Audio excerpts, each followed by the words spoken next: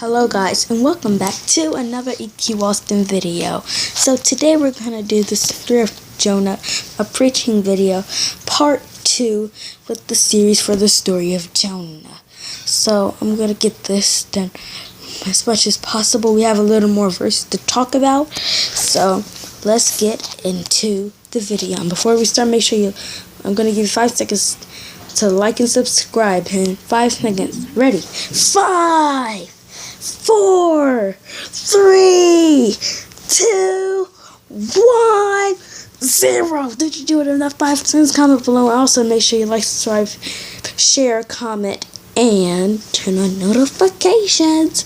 Now, let's get into the video. Hello, everybody. You are in the tree for the word of the Lord. Today, I'm gonna be preaching about part 2 for the story of Jonah. Yesterday we talked about part 1 for him about his disobedience.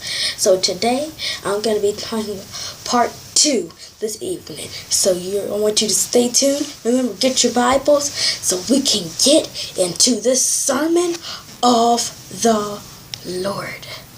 Jonah chapter 1. We're going to go again in the New King James Version. Jonah chapter 1. For part 2, we're going to do the story of Jonah. A little bit more verses. We're going to read verse 4 to verse 9. Hallelujah. So we're going to read those verses and we're going to go just like we did yesterday with part 1 when we were talking about Jonah's disobedience. So when you're there, I'm going to give you 15 more seconds so you can turn and get to Jonah. And I'm going to say this again. Do not be like Jonah. Jonah disobeyed God, went to Tarshish instead of Nineveh. So we don't think that is good to do. And he's trying to run away from the Lord. We cannot do that. New King James Version, what does it say? It says, "But the Lord sent out a great wind on the sea, and there was a mighty tempest on the sea, so that the ship was about to be broken up.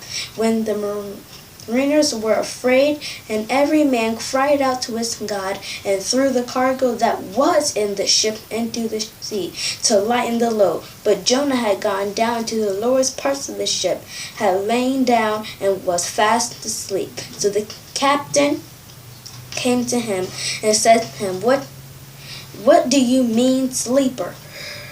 Arise, call on your God. Perhaps your God will consider us so that we may not perish." And they said to one another, "Come, let us cast lots, that we may know for whose cause this trouble has come upon us." So they cast lots, and the lot fell on Jonah. They said to him, "Please tell us for whose cause is this trouble upon us. What is your occupation? Where do you come from? What is your country, and what people are you?" So he said to them, "I am a Hebrew, and I fear the Lord, the God of heaven, who made the sea and the dry land." Alright, so for part 2, our subject for today is the storm at the sea. The storm at the sea. We're going to go in order so we can get this done as quick as possible. Alright, so let's go to verse 4. And it says, "But the Lord sent out a great wind on the sea, and there was a mighty tempest on the sea, so that the ship was about to be broken up." So, what happens is, in that verse, the storm happened. So the storm is starting, and it's so powerful that the ship was about to be broken up. So what happened is all this wouldn't have happened if he would have just gone to Nineveh and tell them to stop that wickedness. But he decided that he wanted to go to Tarshish on the ship, and to go to Tarshish. So what happens is that huge storm starts to come in. And what happens? The ship was about to be broken up. Alright, this is what I'm about to say. He created a wind great wind to the sea. This wouldn't happen if Jonah went to Nineveh. And there was a mighty tempest on the sea. Wouldn't happen if he went to Nineveh. So that the ship was about to be broken up. This wouldn't happen if he would have went to Nineveh. None of this would be happening. This wouldn't be in the Bible. All these words over here, these words would not be in the Bible if Jonah would have just went to Nineveh. We would be all fine and nothing would happen. That's it. And then he decides, oh, I'm going to go over here. I'm going to go. Oh, I'm going to stay away from that Nineveh. I'm going over here to Tarshish. That's what Jonah did. And I came here to tell you that you need to obey what he says. Why did this happen? There's consequences for this. And one of this is that, and look at verse 5, the start of, and the mariners were afraid. The people that were on the ship were afraid. So he made the people on the ship afraid. And he made the ship almost broken. I know you would be afraid if that would happen to you. So these people are afraid. And this wouldn't have happened if Jonah would have just went on to Nineveh. Instead, that I want this to stop. Instead, he goes over to Tarshish on the ship, fast asleep under the ship. And they wake him up. And it says here in verse 7 and 8 and 9. Let's read that. And they said to one another, come, let us cast. Hold on. Verse 8. Then they said to him, please tell us, for who's caused this trouble upon us? What is your occupation, and where do you come from? What is your country, and what people are you? He said, I am a Hebrew. And I fear the Lord, the God of heaven, who made the sea and the dry land. He's scared of the Lord. There's nothing. He thinks that God is going to do something bad to him. He said, I am afraid of the Lord.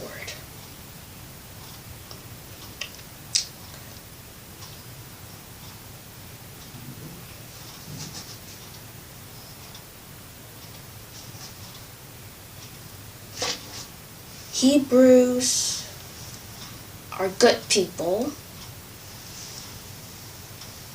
He describes himself as a good person when he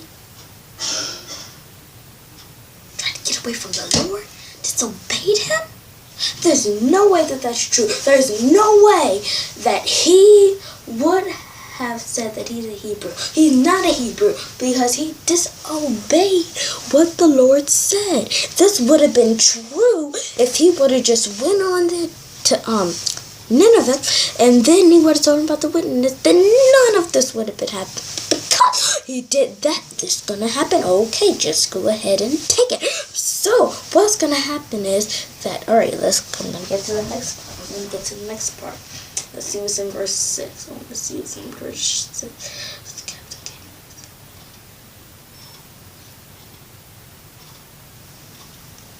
Alright, so now in verse 6 it says, so the captain came to him and said to him, what do you mean, sleeper? Arise, call on your God. Perhaps your God will consider us so that we may not perish. Okay.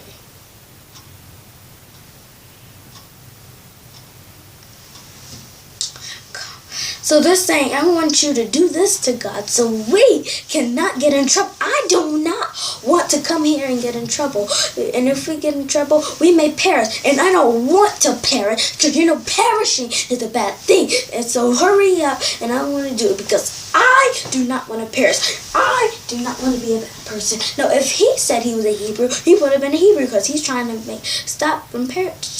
telling him to stop perishing. So what's going to happen is that he said, stop, so we may not perish. You better consider God, and you better say sorry. He doesn't say anything about that, but he said that I want you to do that for us so then I could not perish. That is a good thing because no one wants to perish. No one should be perishing. But what happened was that Jonah perished, and I don't think anyone else would want to perish because that would be something bad's going to happen. I said it here in part 1. If you do something bad, God will do something bad to you. If you do something good, then God will do something back to you. That's just the way it is. That's all going to happen. He's going to do that. Fine. That's your fault. Because you shouldn't have done something bad, so then he would do something bad back to you. He said, do it. Because I do not want to perish. So that is a person that now we know that does not want to come and perish.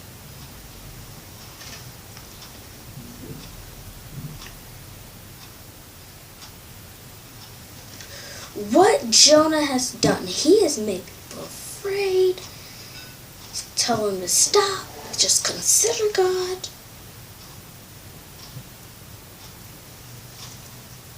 And he says he fears the Lord who made him. He said, I fear the Lord.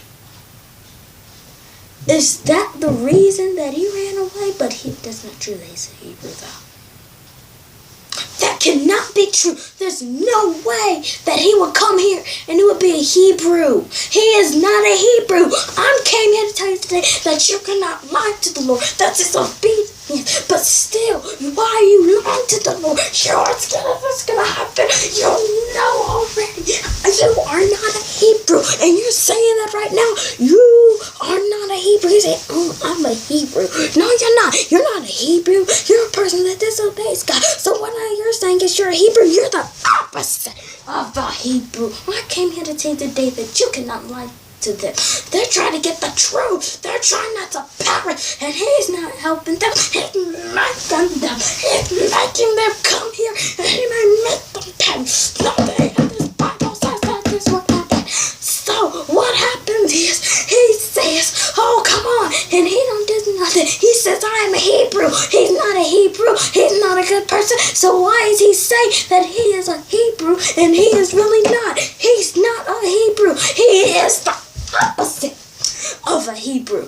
I came here to tell you today that you cannot lie to the Lord. Before we leave, I came here to say that if the storm comes on the sea, that is something that's going to happen. You're going to come here, you're going to be like, oh no, something has happened. So what happens if he says, please, I do not want to perish. That's the only reason I'm doing this. I do not want to come here, and I do not want to perish.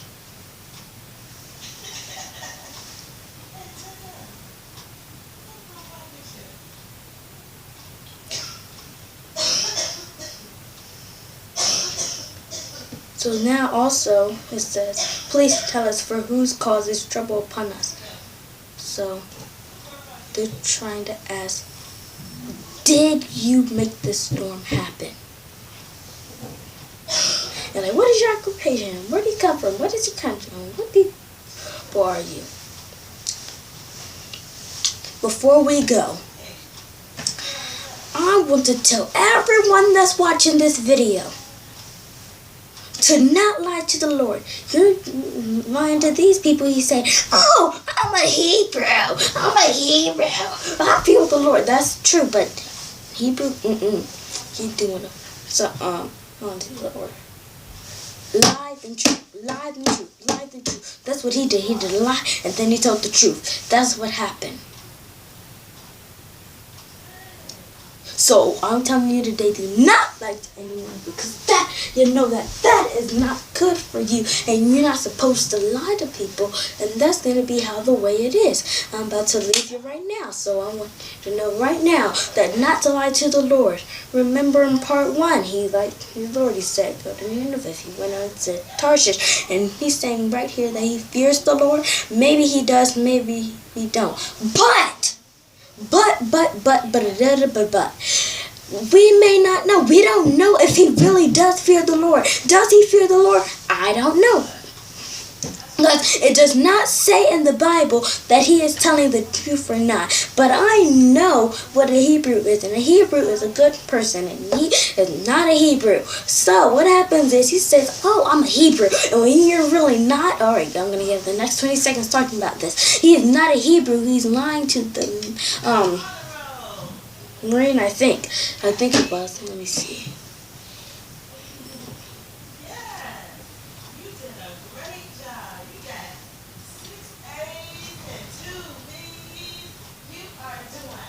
The Mariners, and he lied to the Mariners. He said, oh, I'm a Hebrew, and he really is not. He's not a Hebrew. He was lying to them, and that's not true. And you're not supposed to come up in here and say, oh, I'm gonna lie to God. That is not true. So I came here to tell you, don't lie to anyone, because when you lie to at least one person, there you go, an example right there, a bad person. I came here to tell you not to lie, and I will see you again for part 3.